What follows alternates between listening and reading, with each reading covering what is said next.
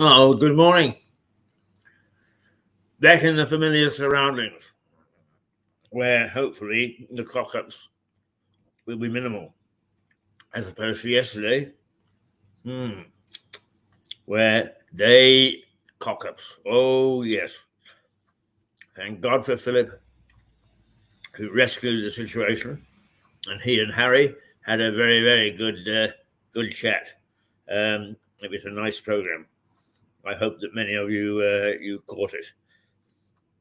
Particularly the fans of Harry, who is a very straight talker, but his opinions are really based on fact and research.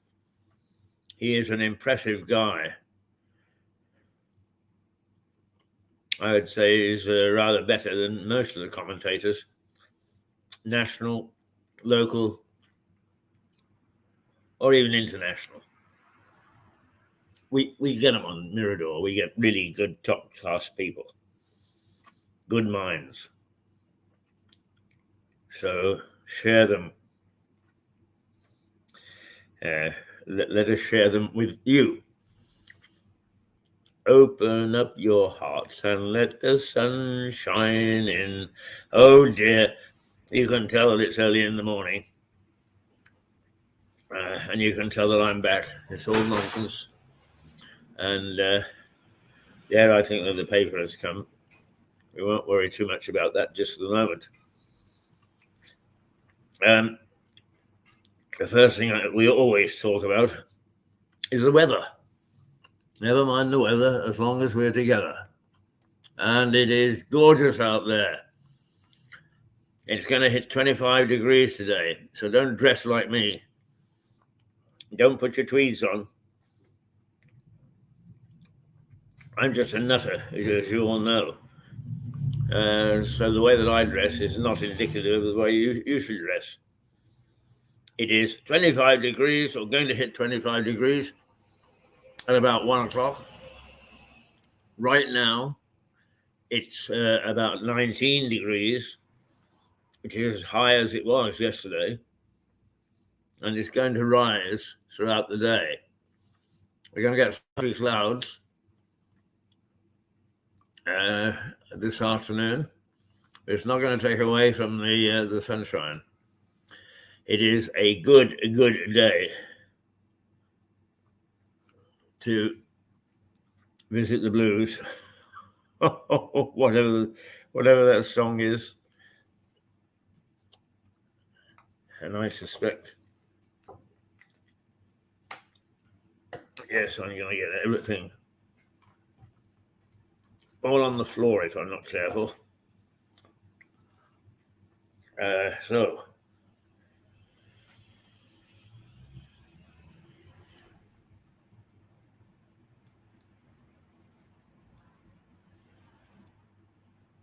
there we go. We won't get any feedback or sound round or whatever they call it.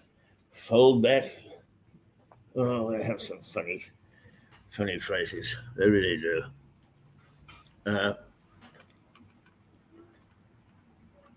But that says that we're not showing you any.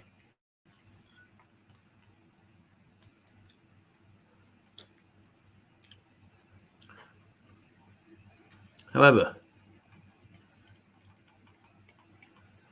this is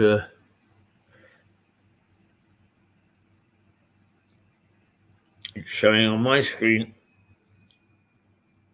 So why on earth we haven't got it showing on yours, I have no idea.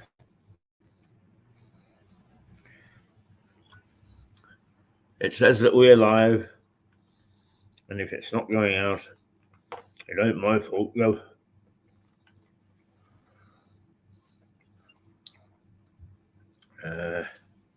Not much I can do about it. Here we go again.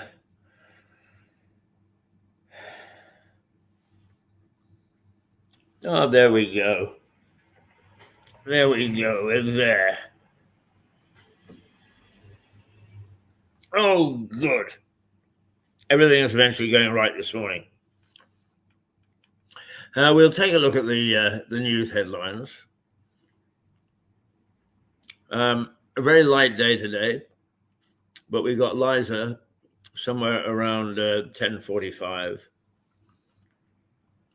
and we'll see what we've got in the box of tricks in between time. But this first half hour or so, of course, we always look at what's going on in the news, and it's all crime this morning.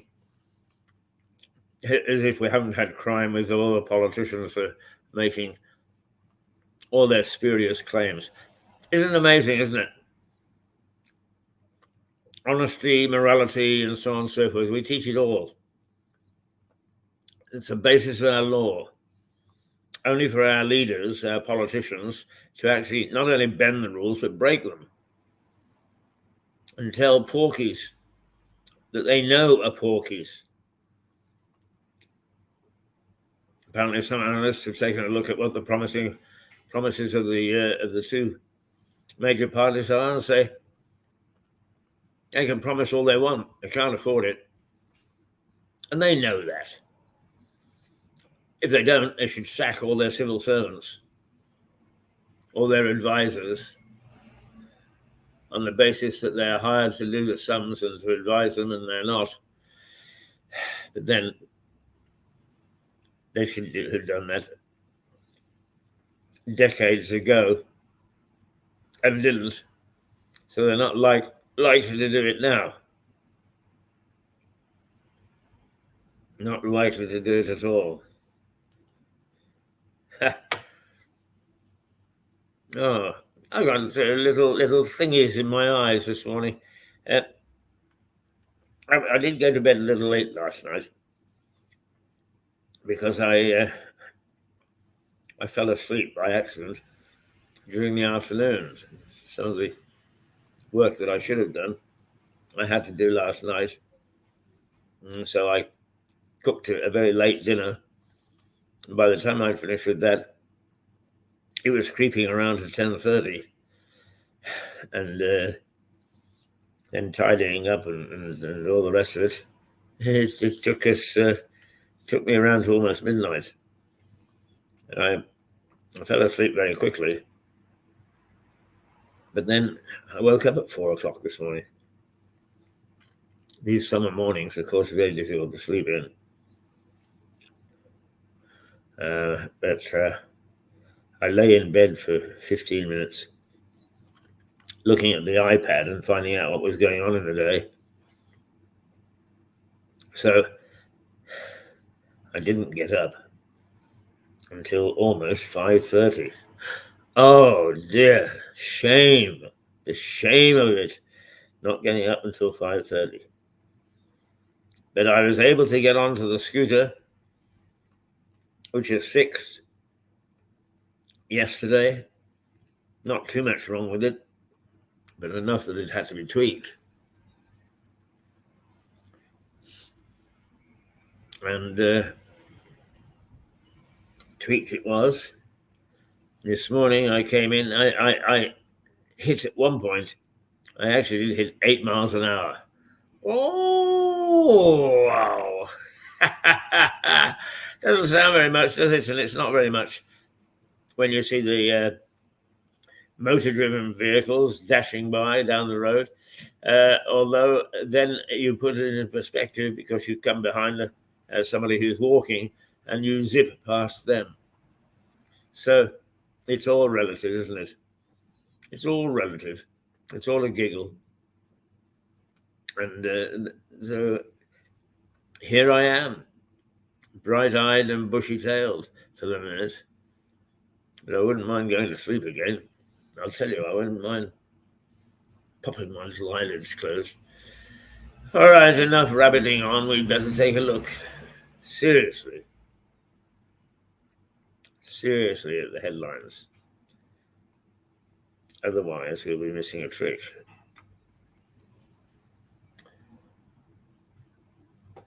Right, where are they?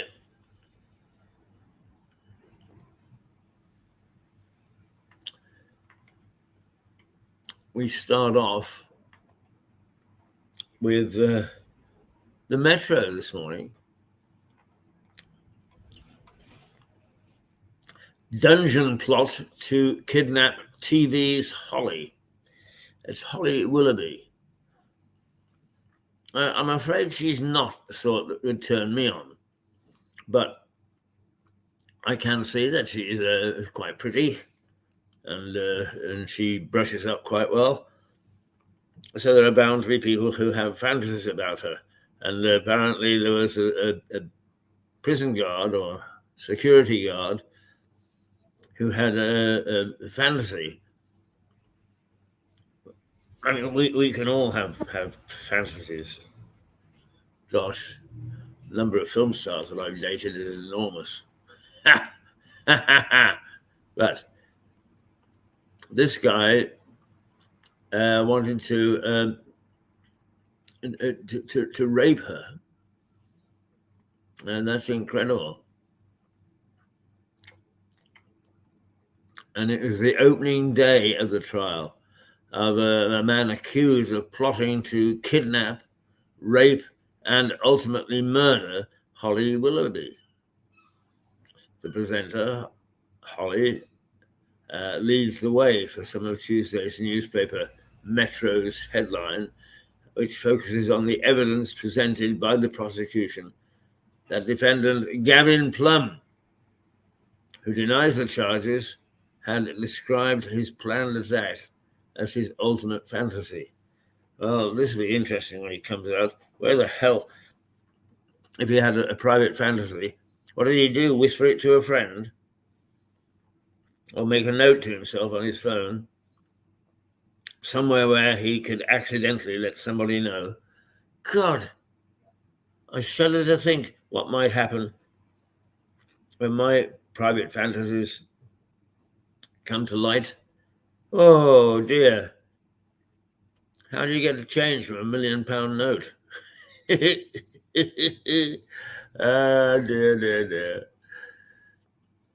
Right, this is the Metro.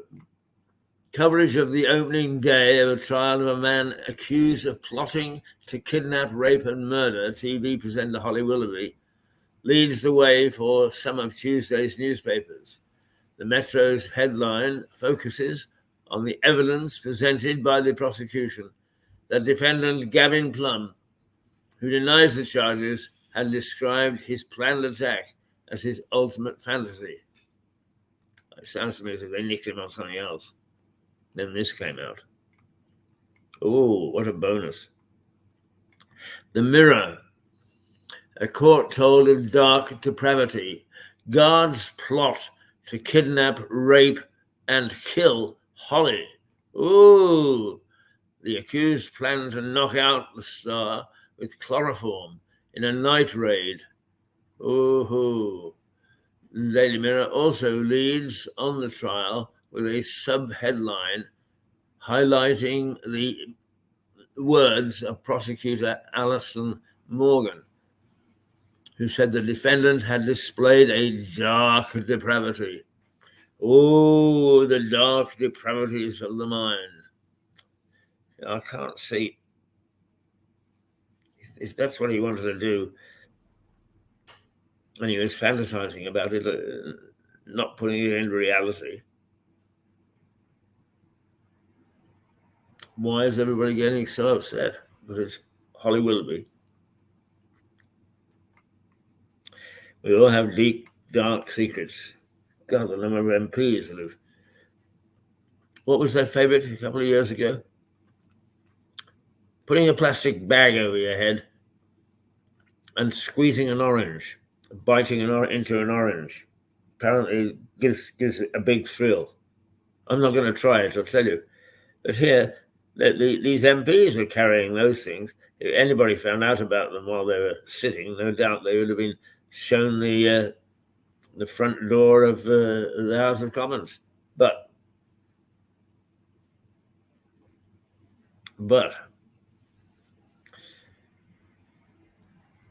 they went and they didn't. So this one is, I can't wait to see the details, not because this sort of scandal turns me on. I don't get interested, but there are a number of questions, why, if, when, that need to be answered, I think.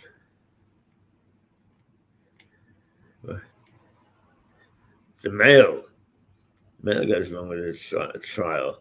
Obsessed Holly fan plotted rape and murder. The Mail headlines plumb as an obsessed Holly fan. Oh yeah, some fan. You're going to do away with her. Elsewhere, its front pages has an image of Princess Anne on horseback as it reports on the royal spending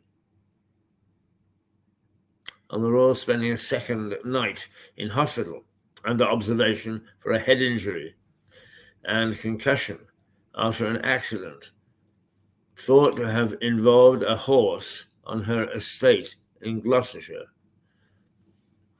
You know, somebody said to me, "Oh, it's all a conspiracy. You know, it's all a conspiracy." Is Kate and William and Dad and even Camilla, all struck down by illness, all being replaced in their public duties and so on and so forth. It's a conspiracy. It's a conspiracy to get rid of the royal family. Actually, it does seem that they have been very unfortunate, though, does it not? That so many have come down with so many things, different things, at the same time. It's the timing that makes you wonder whether, in fact, there is something in this conspiracy theory. The Guardian. Low wage growth has pushed 900,000 children into poverty, says The Guardian. Nobody explains what these kids are suffering, what is poverty, because it's a movable feast, depending upon the point that any debater wants to make. Holly Willoughby's picture also features on the front page of The Guardian, but the paper's lead story focuses on research by the Trade Union Congress, which says average weekly wages are now just £16 higher in real terms than in 2010, pushing 900,000 children into poverty. The paper's main report says that it lays bare how the crisis of poverty has taken root in the UK over the past 14 years.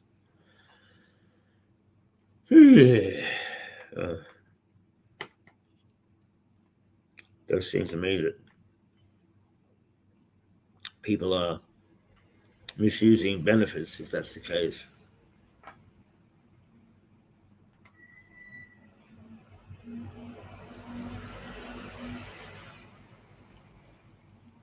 The Eye. Tories and Labour refuse to rule out 10 tax writers as IFS urges leaders to come clean. Who the hell's IFS? Moving to the latest on the election trail, the Eye newspaper splashed with both Labour and the Tories being criticised for not explaining how they will square spending with tax pledges. The paper says that in recent weeks, Sir Keir Starmer and Rishi Sunak have ruled out raising income tax, national insurance, and VAT, but left the door open to at least 10 different tax rises.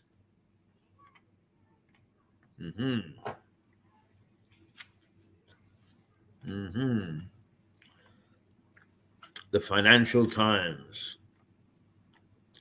Tory and Labour pledged to improve public services, essentially unfunded.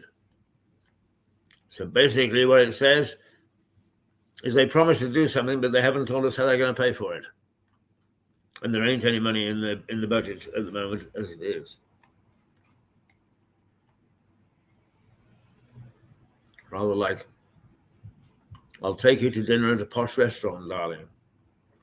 I can't afford it, but I'll take you to a restaurant, posh nosh. The Financial Times has the same story, reporting that the Institute for Fiscal Studies has a think tank which has delivered what the paper says is a scathing verdict on manifesto promises of Labour and Conservative, saying the two main parties have set out plans to improve a public service that are essentially unfunded.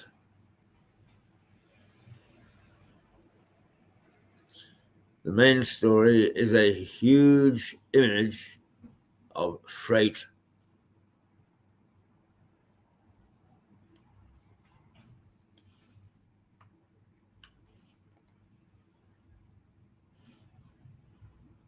Right. Yes, the main story is a huge image of firefighters in South Korea who battled a fatal blaze at a lithium battery plant that has killed at least 22 people. The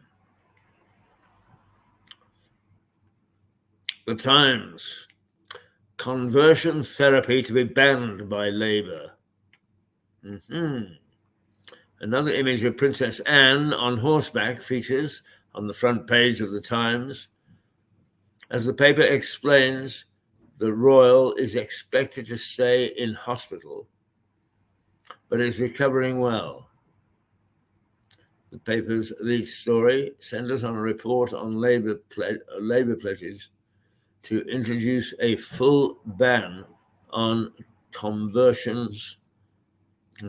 therapy if it wins the election, despite warnings from Hilary Cass, who reviewed gender services for children, that doing so may encroach on the freedom of parents and the rapists to talk to children about gender identity issues. What the hell's the one got to do with the other?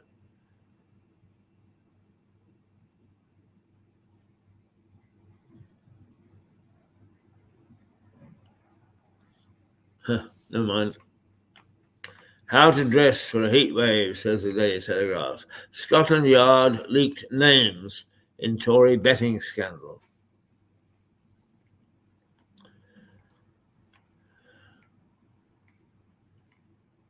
And there is more on the investigation being carried out by the Gambling Commission into betting on the general election date.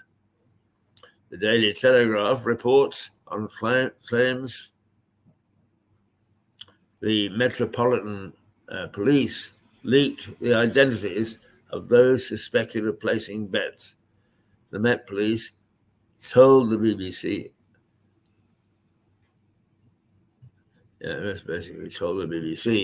the force totally and flatly denies being the source of these leaks.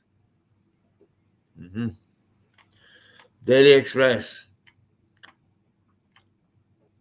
Princess Anne in hospital after the horse accident. Princess Anne's recovery in hospital is the splash story for the Daily Express. The tabloid also features an image of Holly Willoughby and the trial of the man accused of allegedly plotting to kidnap, rape, and murder her.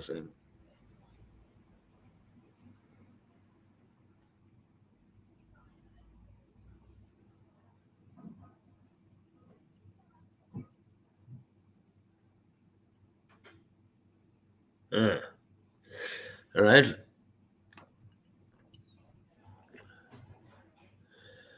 Elsewhere, the paper hears from Women and Equalities Minister Kemi Badenoch, who says Labour's plans to ease gender transition are a nightmare.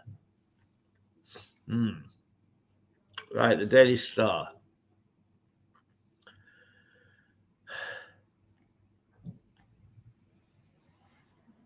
Gaz has a moment.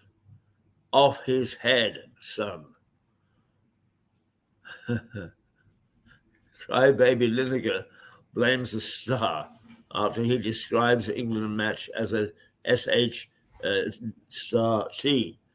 But wise and handsome Alan Shearer tells him stick to selling crisps. Ahead of the England showdown with Slovenia, the Daily Star focuses on Gary Lineker, saying journalism have been stirring the pot after Harry Kane was asked about being on the end of criticism from former England players such as Lineker and fellow BBC pundit Alan Shearer. I love this fight. I shall go back to it in a minute. Right, okay, let me make sure I'm still here. Am I still here? Yes, I'm still here. You see how hot it is? Sweat streaming down my face. Oh, yes. I'm panting. No, I'm not. It is a lovely day out there. It really is, and we can expect a top temperature of 25. And dressed the way that I am at the moment will be very uncomfortable. But I'm dressed so that I can actually strip if necessary. Ooh, there's a sight for sore eyes. A naked newsman. It won't be the first time.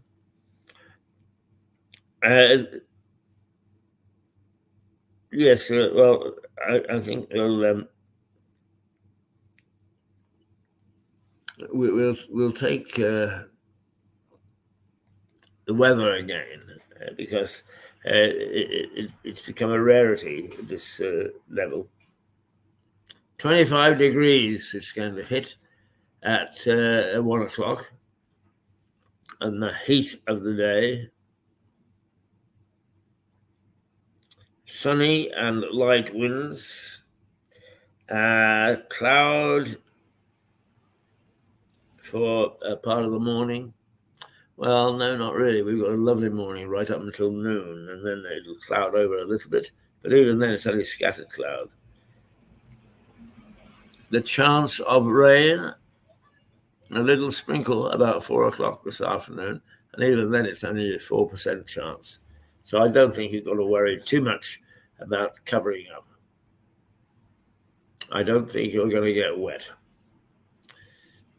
And if you are, send the cleaning bill to your boss. 40 years to come in today.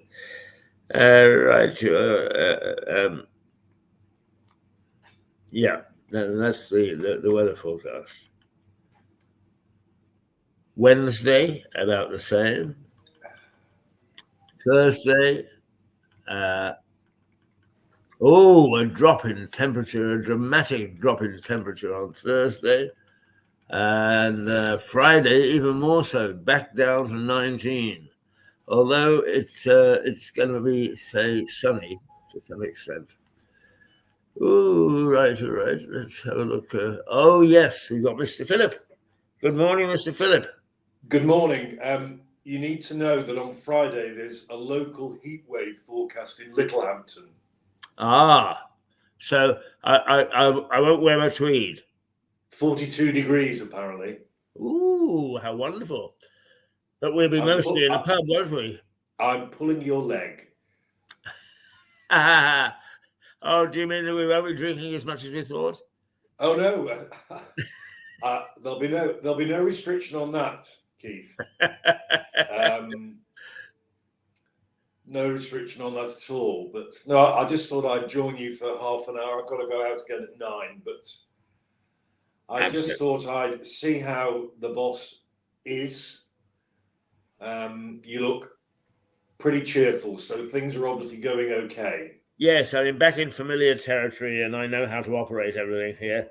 And I even managed to experiment with a different microphone this morning, very briefly before we went on the air, but it wasn't working the way it should. So I've abandoned it, but I'll try a little later to see how it goes. But tell me this. I absolutely fascinated now by this lady,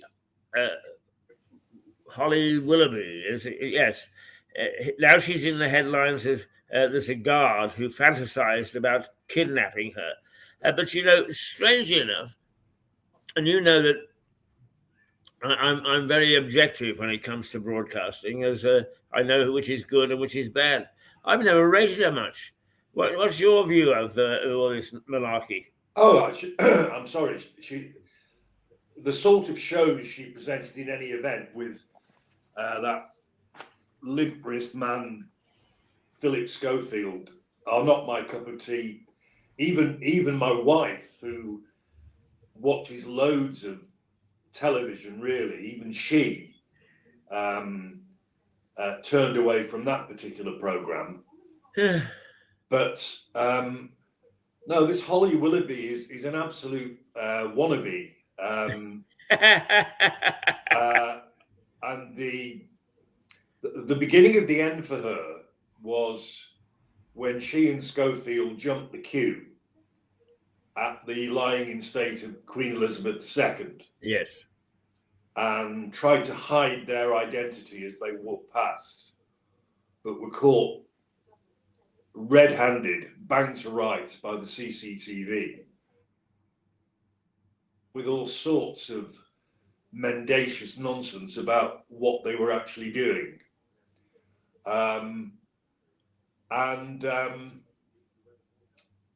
After that, things fell apart, if I remember. He came out as being queer. She fell out with him. They ended their partnership on television, and the same program is now presented by two completely different people. If your question is, Phil, do you understand why anybody would want to, follow her, etc.? The answer is no. Yeah. To use your word, but in the converse, she's not cute to me. No, not me. Yeah. And I've no idea what she will now do. She'll probably try and make money out of, sob story articles in the magazines and the newspapers. I don't know. Yeah. The thing is, Philip, is you sometimes say that I'm a bit silver-tongued when it comes to our own group of people. But, I was watching you and Harry yesterday, and not only were your presentation techniques, and the two of you are not professional broadcasters, or weren't, was excellent, and your topic was presented very nicely. And, I thought, really, is the trouble with our mainstream broadcasters is that they've got caught up in a system. So it is, you almost know the sort of people that they're going to get, who, for some reason, have become, quote, celebrities. Well, I couldn't agree with you more. I mean, this cult of so-called celebrities drives me nuts, to be honest. When I think of all the hours you put in learning your job, training others in remote parts of the world and so on. Also, what I had to go through to achieve what I did in my career, and yet these, in my opinion, zeros, they prey, P-R-E-Y, on simple people because of their looks or the clothes they wear, yeah, I mean, I can think of some dreadful examples. I mean, the worst example by a long way is the fake boob woman who was once Jordan, that is in fact Katie Price. Oh, yes. And her one-time husband, Philip Andre, who was a two-bit sort of cabaret performer. I mean, she's gone on to, I think she's married about 4 times, then it all goes belly up. She gets done for drink driving. She gets done for being in debt. And she still has this amazing following on social media. And again, social media, not the type you and I use, but social media like TikTok and all that sort of stuff, has a lot to answer for. Because it's, I mean, some of these younger people on platforms like Instagram and TikTok, these so-called influencers or stars who are paid to model clothes for various outlets, they make an enormous amount of money. An enormous amount of money. But no, the cult of the celebrity is, a celebrity to me should be someone who has contributed in a philanthropic way and a generous way to society and the community. So the people who get your OBEs, your MBEs, whatever, for their services to the community, they are the true celebrities. Yes, and even that is a bit hit and miss, isn't it? How they choose OBEs. As I was saying that, I was thinking, actually, Phil, it is a bit hit and miss. But no, within those awards, there are people who get those in recognition of what they have done for the community. Your plastic celebrities do nothing other than for themselves and their own image. It's Vanity Fair. It's Vanity Fair, Vanitas Vanitatum, Vanity Fair by William Thackeray. It's nothing changes under the sun. We're all still behaving like Dickensian characters as well. It's human nature. You can change the era, you can change the fashion, but it's human nature. I'm afraid. You're just thinking back to people who deserve their award. I think I mentioned this before, but the head of the tourist board and a member of the Gardner Merchant, the caterers board, was Sir John Swinson in Northern Ireland. And Jack, as I knew him, started off as a tinker, selling pots and pans off a little cart. And through honest endeavour and charm and so on, worked his way up. But he was of diminutive stature. And when he gave speeches, he said he would start off by saying, "I am the shortest night of the year," and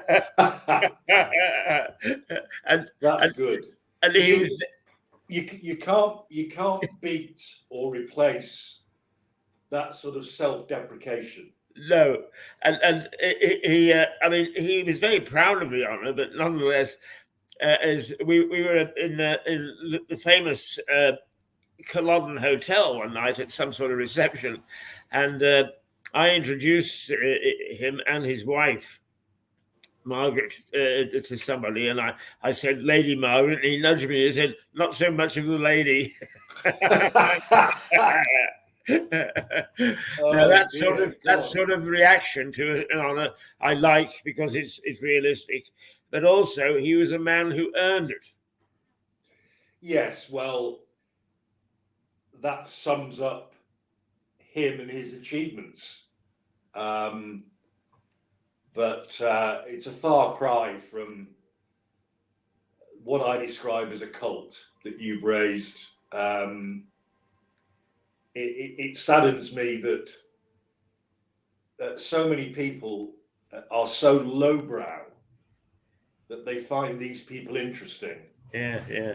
I mean, you go into a newsagent's and you'll see magazine upon magazine upon magazine with on their front pages so-called celebrities or TV presenters who are now like demigods, particularly the ITV lot. What's the name of that Scottish woman? Oh, yes, I know you mean. Dark-haired, brunette Scottish woman. Yeah.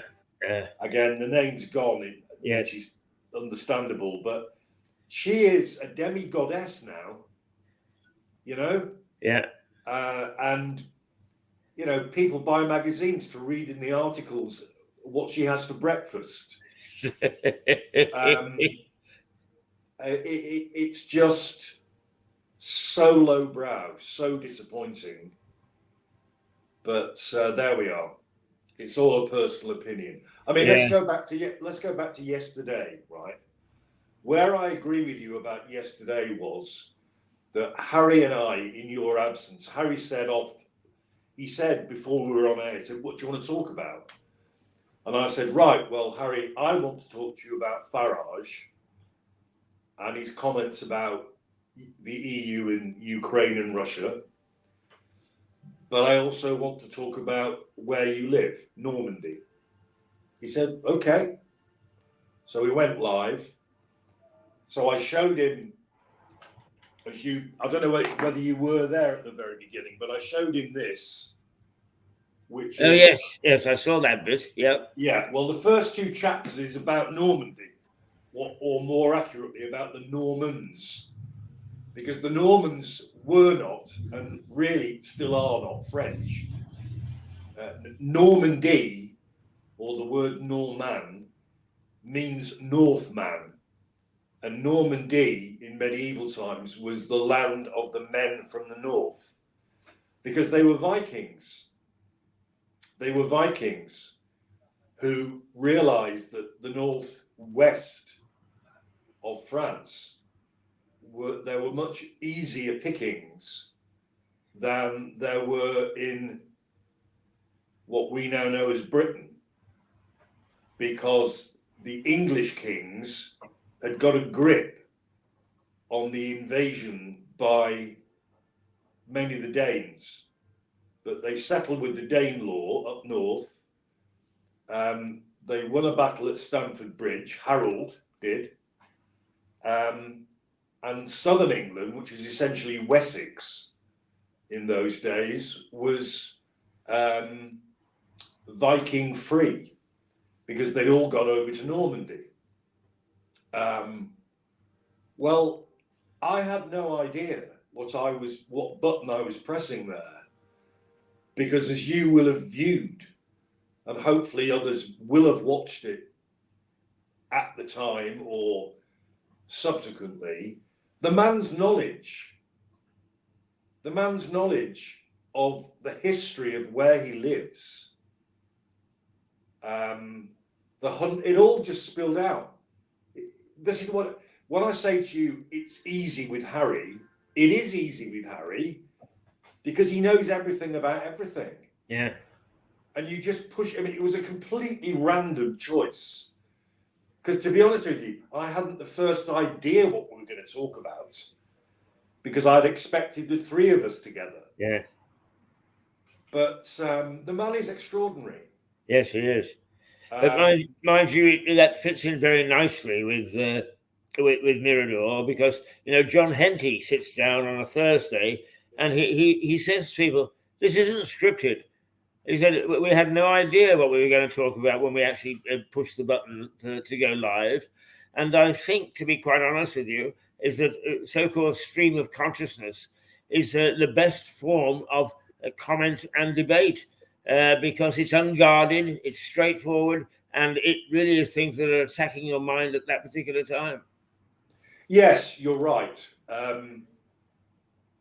Well, there are two aspects, aren't there? One is the monologue, which, unless I've got it wrong, is more John Henty's style. Yes, that's fine. It's not venting your spleen, but you are talking about something that interests you at the time, as does Liza. But I think she's terrific. How is she, by the way? Fine. She's coming in a little later to do her program. She wasn't fine yesterday, or at least she was recovering from a bad weekend. But she, like the rest of us, with some sort of illness, is a scrapper.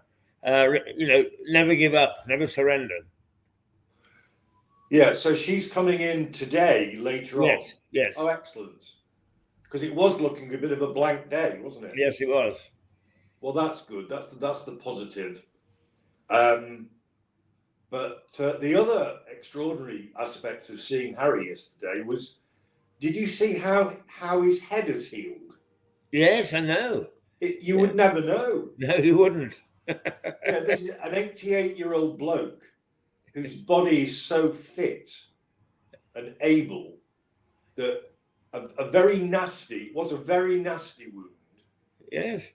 Has pretty much disappeared within a week. Mind you, he said it's the beer he drinks. And I said it's also those cute nurses that visit you, Harry, that Keith is so jealous of. Yes, and then we discussed, as you will have seen or heard, he was interested in what my now retired university friend now does, who lives and has lived in France nearly as long as Harry has.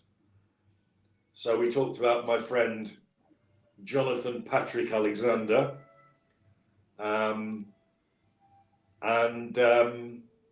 he sort of knew the area I was talking about. Then he mentioned that the 100 Years' War was ended by yet another French victory at a place called Castillon. Well, I visited Castillon. It was actually very near where I used to pick grapes all those years ago. It's called Castillon-la-Bataille because, again, something I didn't know was that there were really two phases to the 100 Years' War. The second phase was very bad for the English. They got battered. So although there was Crécy and Agincourt in phase one, phase two was very bad news. And at Castillon, they got absolutely mullered. But as he pointed out, nobody knew who was English or who was French in those days. And the commander of the English army at Castillon was actually a Frenchman, which I find extraordinary. And though he lost heavily, the French army built a monument to him because of his courage. Now, they wouldn't have done that for an English general, but they did it because he was a Frenchman. Very strange. Yeah, and then we came on to Farage, and he made the very valid point that what Farage is alleged to have actually said is not what he said. He never used the word provoke. And he never, ever, and has never advocated on behalf of Putin and the invasion and the war in Ukraine. He never has. So Harry was very keen to make that point. But of course, as he says, when the hyenas are out and they're after you, they don't care. No. And that's why I said the other day, I'm more than disappointed in our own media. The blame is on the financiers for withdrawing money and seeing a shrinkage in media at every level, but also the quality has gone. And the brother of a late friend of mine, who was a senior editor of a national newspaper and had been for a long time, said the big problem now is that they get youngsters come in who are full of it. I've got a degree, and they sit there and they just pull stuff off the web, of the internet, without any critical view at all, and then they just reproduce it. It's plagiarism. Yeah, it's pure and simple. It's plagiarism. Yeah, and plagiarism of not accurate stuff. No. I mean, this myth that the internet is all singing and dancing, and he's always right. There's some absolute rubbish. Yes, absolutely. Keith, that's what it is most of the time. Rubbish. Yeah. I mean, there's some local television program called Mirador. I'm told is absolute pants.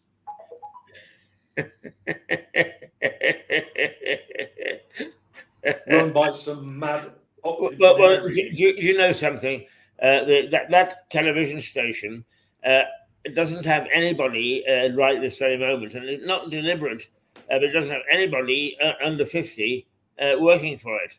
And I know. And in fact, 3 people are within 2 years of being 90, and their minds are as tight as they ever were, but they've got this vast experience on which they're able to base their opinions.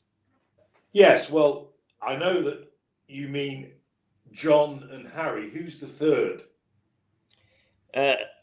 Well, I'm not far off. No, Liza is 84. Right. So the 2 who are within 2 years of being noctogenarians are John and Harry. That's right. Yeah. I still think some younger people would be good. Oh, I do too. But we have not had a good track record with younger people. They don't want to look. In my day, you went in and you got a job. Wow, I got a job. I'm going to wow the world. And the first thing that happened on your first day was some gruff old editor said, "There's a coffee machine. Go and get me one." Yeah. and that's how you started your apprenticeship. Yes, well, that was the way. I'm not sure it's entirely disappeared, but it probably has. To some extent, it has, because youngsters. Actually, one of the big difficulties of because there's been this great explosion of electronic media and means of delivering information is trying to explain to youngsters, because they come in with a degree and a piece of paper, but with preformed ideas of what the industry is about, and to try and explain to them what television is about, as opposed to all the other things, as blogs and plogs and so on and so forth, is very difficult. Trying to get through to them. Look, I don't want to generalize, because, as you know, I have 3 wonderful kids. But many of these youngsters today, they have a feeling of entitlement. They do not expect to be at the bottom rung of the ladder, either for very long or at all. the exponential growth of what I call Mickey Mouse degrees has devalued the graduate system hugely. I mean, I remember years ago, doesn't matter where it was, but in fact it was in Manchester, and I was queuing up at a cash till in a supermarket, and the female cashier was chatting away forever, which made I and the other people behind me getting very impatient because it was the only till that was open. And she was gassing on about how she was about to start her degree. And this elderly couple were, oh, lovely. Well, and what's that in? She said, wedding management. And I couldn't believe what I was hearing. Wedding management, a degree. And I think Mark maybe would agree with me. This is a devaluation of what was once a highly respected achievement. But the universities are now really ex-polytechnics. You can get a degree in wiping your bottom if you want. Yeah. And so these kids, they think they're the dogs you know what's when they're not. And they haven't got the humility to learn and know their place, because they've been brought up and educated not to know their place. And part of the problem also, Philip, is that the people that are educating them have never been at the front line. They went through the academic system and up to PhD and then to a lectureship and so on. And then, for instance, in media, they're teaching people what broadcasting is all about and what television is all about. They never worked in it. Yeah. I mean, I learned my lesson, if that's the right phrase, in Lewis, when our chambers were in Lewis, and I was joint head of chambers many, many years ago.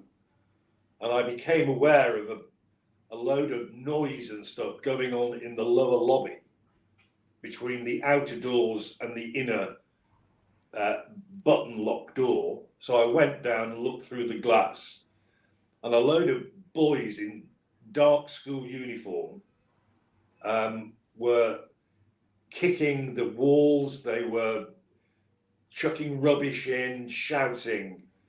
And I went out to them. I had my mobile phone on me. I was trying to film them. They were absolutely, really abusive, but it was mixed in with, oh, you're a barrister. We don't care. We've done legal stuff at school, and we know our rights. By the way, you can't photograph us. We have privacy. We have rights of privacy. And I'm trying to say, you haven't, because you're behaving dreadfully. Yeah. Take it from me as a lawyer. Oh, we know. And they were just horrible. They were just horrible. And in the end, one of my clerks cottoned on to what was going on, and she ended up ringing the police. Yeah. Of course, they all scattered then. Yes. But school uniform, I've no idea what school they were in, but it was a dark black blazer. It wasn't the high school.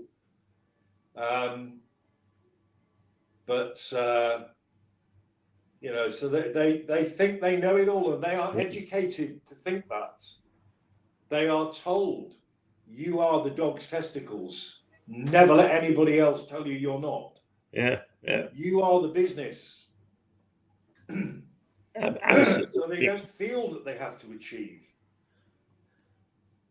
No, is actually also one thing that you said there is a little knowledge is a dangerous thing.